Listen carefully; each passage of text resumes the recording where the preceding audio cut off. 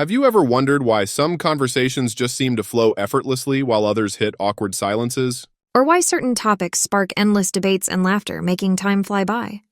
Today, we're diving into the art of everyday conversations, those seemingly simple yet incredibly complex exchanges that shape our daily lives.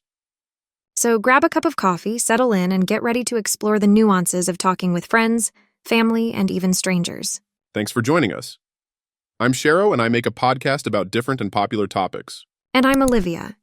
Together, we're here to bring you engaging conversations on a variety of subjects, perfect for those wanting to learn English and improve their speaking skills. This is the first episode of our weekly vlog podcast, Everyday Talks with Shero and Olivia. Let's start the podcast.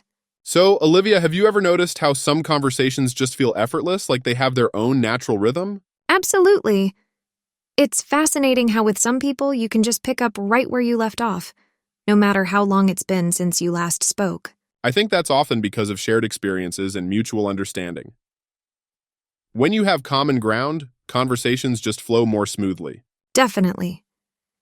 And I also think active listening plays a huge role. When you're genuinely interested in what the other person is saying, it makes the dialogue much more engaging. That's so true. Active listening is key. It's not just about hearing words, but really understanding and responding thoughtfully. It shows you value the other person's perspective. Right. And speaking of perspectives, I find it interesting how different topics can elicit such varied responses. Like, when you bring up travel, some people light up and have endless stories, while others might not have much to say at all. Yes, travel is one of those subjects that can really highlight personality differences. Some people love the adventure and novelty, while others might prefer the comfort of familiar surroundings. And then there are those who have a wealth of experiences but just need a little prompting to share them.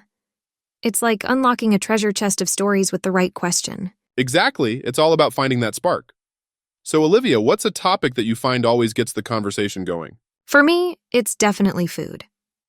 Whether it's discussing favorite recipes, trying new restaurants, or even debating the best pizza toppings, food is a universal language. Oh, food is a great one.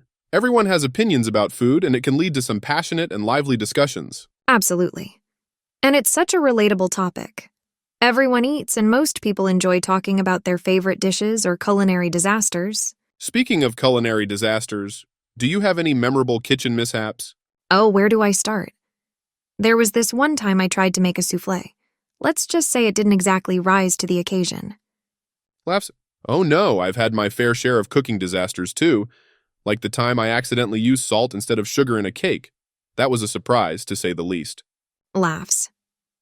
It's moments like those that make for the best stories, though. They show our human side and can be great icebreakers in conversations. True. It's those little imperfections and funny moments that make us more relatable and authentic. Speaking of authenticity, I think that's another crucial element in great conversations. When people are genuine and open, it creates a deeper connection. Yes, authenticity fosters trust and makes interactions more meaningful. It's about being yourself and encouraging others to do the same. And it goes hand in hand with vulnerability.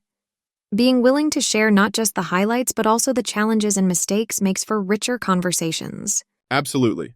So, let's talk about small talk. It often gets a bad rap, but I think it's an important social skill. I agree. Small talk is like the gateway to deeper conversations. It's a way to build rapport and ease into more meaningful topics. Exactly.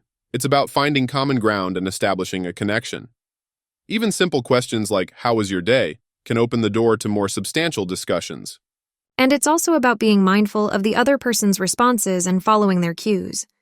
If they seem enthusiastic about a topic, dig deeper. If not, gracefully steer the conversation in a different direction. Right?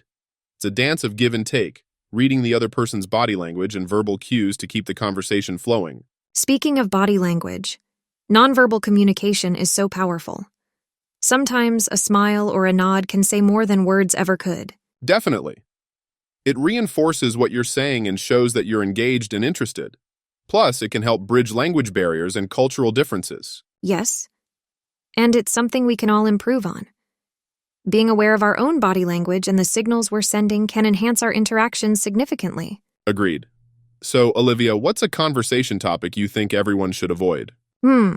That's a tough one.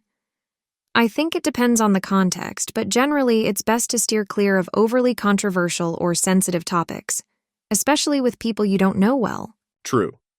Politics and religion, for example, can be divisive. It's important to be respectful and mindful of others' perspectives. Exactly.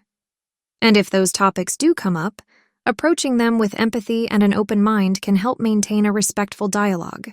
Well said. So let's talk about the role of humor in conversations.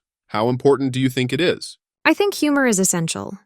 It breaks the ice, lightens the mood, and can make even mundane topics enjoyable. But it has to be appropriate and considerate. Right. Humor can be a double-edged sword. When used well, it can bring people together, but when misused, it can alienate or offend. Absolutely. It's all about reading the room and knowing your audience. What might be funny in one context could be inappropriate in another. Speaking of context, I think that's another crucial factor in conversations. Understanding the setting and the dynamics of the group can guide how you approach the dialogue. Yes, context is everything. What works in a casual chat with friends might not be suitable in a professional meeting or a formal event. Exactly. And being adaptable and aware of the situation can help you navigate different social settings with ease. So true. And it's something that comes with practice and experience. The more you engage in conversations, the better you become at reading cues and adjusting your approach. Definitely. It's a skill that anyone can develop with time and effort.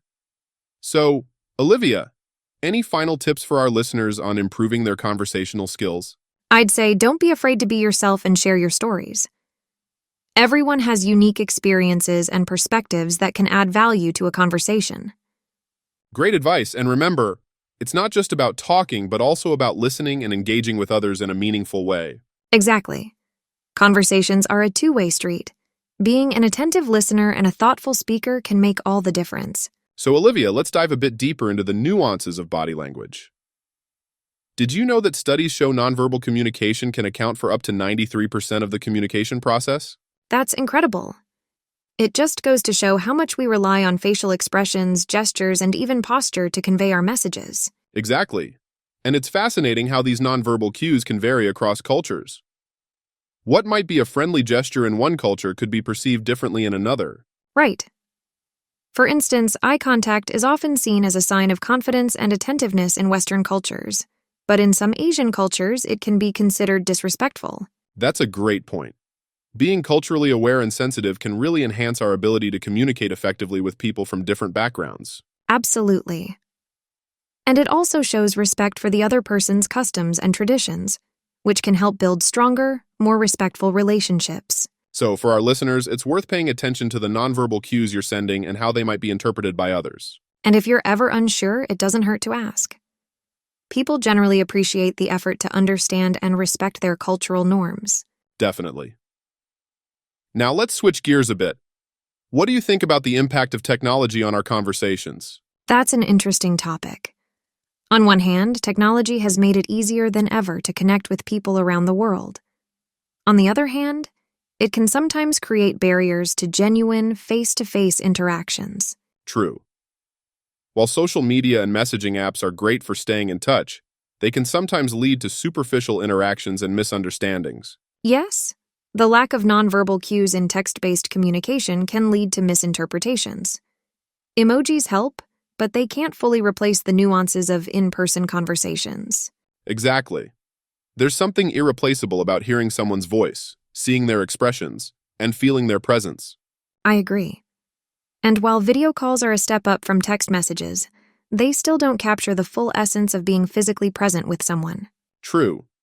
But I think finding a balance is key. Using technology to stay connected while also making time for in-person interactions can offer the best of both worlds. Absolutely. It's all about using these tools mindfully and not letting them replace real, meaningful connections. Speaking of meaningful connections, let's talk about the art of asking good questions. Do you think that's an important skill in conversations? Definitely. Good questions can open up the dialogue and encourage deeper, more insightful responses. They show that you're genuinely interested in the other person's thoughts and experiences. Exactly. Open-ended questions, in particular, are great for this. Instead of yes or no answers, they invite more elaborate and thoughtful replies. Yes, like asking, "What was the best part of your day?" instead of "Did you have a good day?" The former invites a story, while the latter can be answered with a simple yes or no. And follow-up questions are equally important. They show that you're actively listening and want to hear more. Right. It's all about creating a dialogue rather than a one-sided conversation. Both parties should feel heard and valued. So, to our listeners, next time you're in a conversation, try asking more open-ended questions and see how it transforms the interaction. Great tip. And remember, it's not just about the questions you ask, but also about how you respond. Showing genuine interest and empathy can go a long way. Absolutely. So, Olivia, any memorable conversations that stand out to you? There have been many, but one that stands out is a chat I had with a stranger on a train. We ended up talking for hours about our travel experiences and cultural differences. It was such an enriching and eye-opening experience. That's wonderful. Sometimes the best conversations happen unexpectedly with people we least expect. Exactly. It taught me to be open to new interactions and to always be curious about others' stories. Curiosity is such a powerful driver of meaningful conversations. It leads us to ask questions, seek understanding, and connect on a deeper level. Absolutely. And it keeps the conversation dynamic and engaging. So, to our listeners, stay curious and open to new experiences and people. Before we wrap up entirely, let's explore one more important aspect: the role of storytelling in conversations. What do you think, Olivia? Oh, storytelling is a game changer in conversations. It can transform a simple exchange into a memorable and impactful dialogue. Absolutely. Stories have a unique way of capturing attention, evoking emotions, and making information more relatable and engaging. And everyone has stories to tell. It's about finding those moments in your life that resonate with others and sharing them in a way that connects. Right. And it doesn't have to be a grand epic tale. Even small everyday experiences can be powerful when told well. Yes, it's all about the way you tell it. Adding details, emotions, and personal insights can turn even a mundane event into a captivating story. Exactly. And stories are also a great way to illustrate points and convey messages in a more impactful way. Definitely. They make abstract ideas more concrete and help others see things from your perspective. So, Olivia, do you have a favorite personal story that you like to share in conversations? One of my favorites is about the time I got lost in a foreign city. It was scary at the time, but looking back, it was a great adventure, and I learned so much from it. That's a great story. It shows resilience and the ability to find joy and lessons in challenging situations. Exactly. And I think sharing such stories helps others see that it's okay to face difficulties and that they can come out stronger on the other side. Well said. So, to our listeners, think about your own stories and how they might inspire or connect with others in your conversations. Great tip, Shero. And with that, I think we're really ready to sign off now. Agreed. Thank you once again for joining us on Everyday Talks with Shero and Olivia. We appreciate your time and look forward to our next conversation with you. Until then, keep sharing your stories and connecting with others. Goodbye, everyone.